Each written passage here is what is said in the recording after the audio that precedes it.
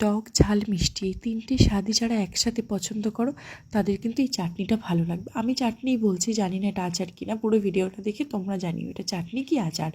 চাটনি বা আচার নিয়ে আমার তেমন কোনো সেন্স নেই, তবু চেষ্টা করলাম। রান্নাঘরে গিয়ে দেখলাম বাবা এই আমগুলো নিয়ে এসেছে, দেখো না ডাল সমেত আম নিয়ে এসেছে, কী না ভালো লাগছিলো দেখতে। এখান থেকে আমি মাত্র 2টো আম নিয়েছি, কারণ সব আম যদি আমি করতে যাই আমার 1 কিলো চিনি লাগবে। তো প্রথমে আম দুটো কেটে নিলাম, কেটে একটার গোটা আটি হয়ে গেছিলো, আটিটাকে রেখে দিয়েছি। চাটনিতে আটি দেবো না তা কি হয়? আমি না 1.5 ঘন্টা মতো ভিজিয়ে রেখেছিলাম। কেন বলো তো? কোনো ক্রাইটেরিয়া না এটা, কারণ 1.5 ঘন্টা ভিজিয়ে রাখার একটাই কারণ, তখন আমার সময় ছিল না, আমি পরে দুপুরের দিকে করবো তাই।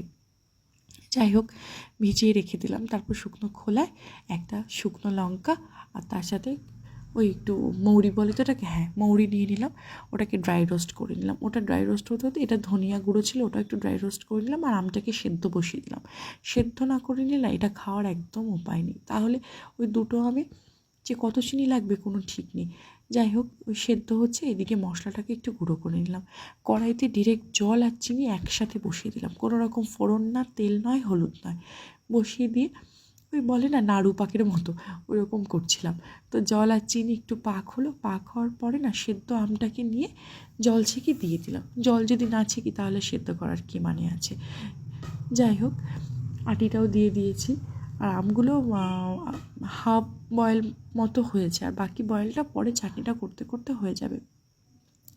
কিশমিশটা দেওয়ার সেরকম কোনো প্ল্যান ছিল না, কিন্তু রান্নাঘরে থাকলে কখন যে কী প্ল্যান মাথায় চলে আসে ঠিক থাকে না, সেই মতো কিশমিশটাও সাডেন প্ল্যান চলে এলো, দিয়ে দিলাম। আর এই গুঁড়ো করে রাখা মশলাটা কিন্তু আমি নামিয়ে অ্যাড করেছি।